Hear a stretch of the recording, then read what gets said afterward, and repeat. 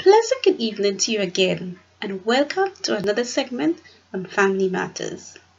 Just a reminder, my name is Vanessa Patrick, and it is my pleasure to present to you the operation of the Child Protection Authority. As you may know, after self, family is the next most familiar social concept to children.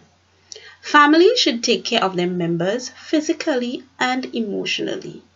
Unfortunately, there are some parents or parents who exploit the vulnerable and powerless position of children, causing them bodily harm. You may ask, what bodily harm? It is called physical abuse. Physical abuse includes biting, beating, slapping, hitting, kicking, burning, and shaking. Physical abuse is a tragedy that is very real and too frequent among family members. Therefore, it must stop. This research was done, as I have mentioned before, to look at the operations of the CPA, keeping in mind their vision, missions, goals, roles, and responsibility, and the impact of the agency on families. Furthermore, a survivor of physical abuse was interviewed. Additionally, the agency was evaluated and provided with 3 recommendations to help improve their services. The history of CPA. The Child Protection Authority, which was known as the Child Welfare Authority of Grenada, was created in October 1998. As prescribed in the Child Protection Act 17, to ensure the care and protection of children of Grenada, Carriacou, and the Petite Martinique. The role of the authority, however, was limited primarily to the placement and supervision of children in childcare homes and foster homes. It did not include the general responsibility of care and protection of children who are being abused or who were at risk of being abused. In an effort to strengthen and ensure the effective delivery of child protection services, the Child Protection Authority Adoption Act was passed in December 2010. Due to this cause, in 2011, the Child Welfare Authority was renamed to the Child Protection Authority, Grenada. Their mission is to deliver an effective child protection and adoption service by a well-maintained and qualified staff, in collaboration with all stakeholders. Their vision: all children are allowed to grow in a safe and nurturing environment. Their goal: protecting children from all forms of child abuse as specified in the Convention on the Rights of the Child. Here are their roles and responsibilities. 1. Ensure clients are allowed to grow in an environment conducive to their overall growth and development. 2. Equip clients with knowledge and skills necessary to effectively respond to their psychosocial challenges. 3. Work with all stakeholders in an effort to ensure a holistic approach in responding to clients' psychosocial needs. 4. Thoroughly assess prospective adoptive parents and foster carers. 5. Ensure the licensing of all residential homes are in keeping with the regional minimum standards for children residential services. 6. Create a systematic and reliable database for child abuse and adoption. 7. Provide continuous in-house training for staff. 8. Prepare children, families, kin for reunification whenever client safety and protection are not compromised. Here are some services offered by the CPA.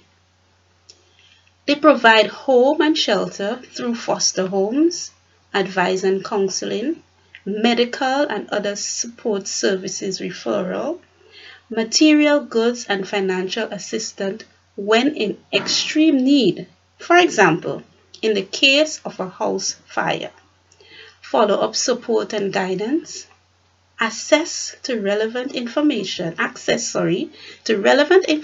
and guidance on issues such as dealing with family issues, housing, and employment. Additionally, abuse.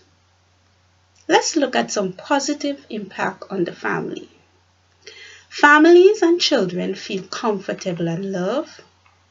They help create and maintain a safe and stimulating environment for children or family who are abused, help minimize behavioral problems in children, and help reduce stress on parents.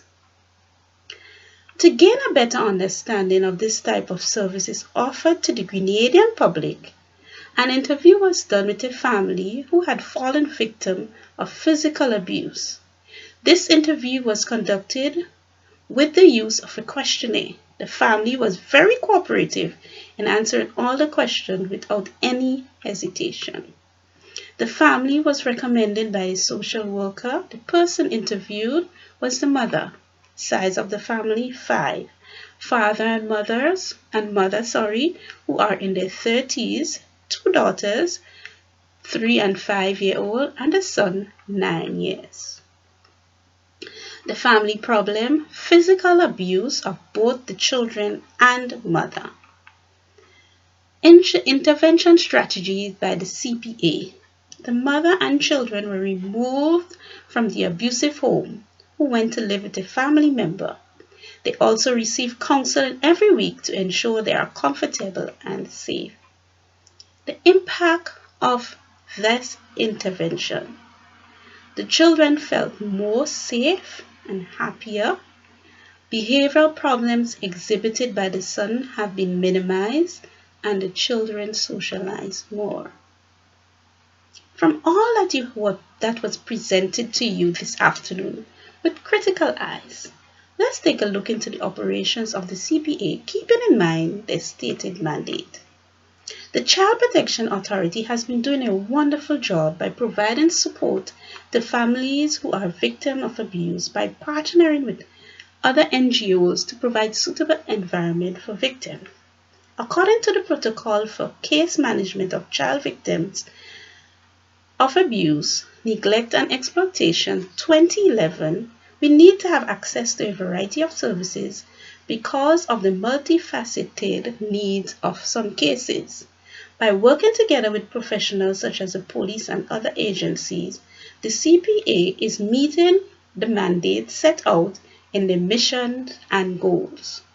Although the CPA has been doing a good job from experience, it is unfortunate that some of the queries conveyed to the agency by teachers, concerned family members, neighbors, and friends are not followed up immediately. Victims of abuse have to be protective.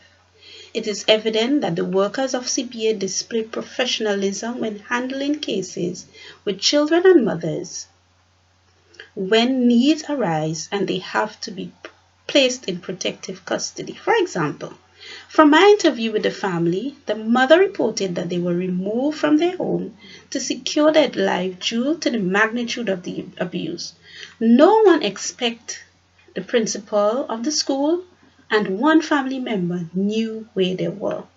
According to Darwin 2010, workers should protect all clients from exploitation. Workers should be guided by a set of core values, one of professionalism and confidentiality. Finally, the CPA provides continuous in-house training for staff which ensure the victims of abuse are equipped with the necessary recommendations and the help they need. The Code of Ethics of the National Association of Social Workers 2008 insists that social workers should practice within the areas of competence and develop and enhance their professional expertise. Social workers should continually strive to increase their professional knowledge and skills and apply them in their practice. Here are my recommendations for CPA. Parents' education and support, groups intervention, more school visit and training for teachers, and need to respond to all cases of abuse. In conclusion, the repercussions of members of the family are long-term and devastating, some of which include poor emotional regulation, feeling uncomfortable with physical contact, problems with peer relations, and self-destructive. Furthermore, all supported cases of abuse should be reported to the necessary authorities. Finally, early childhood professionals should familiarize themselves with the country's laws concerning child abuse in order to help stop physical abuse. Thank you very much for listening to my presentation.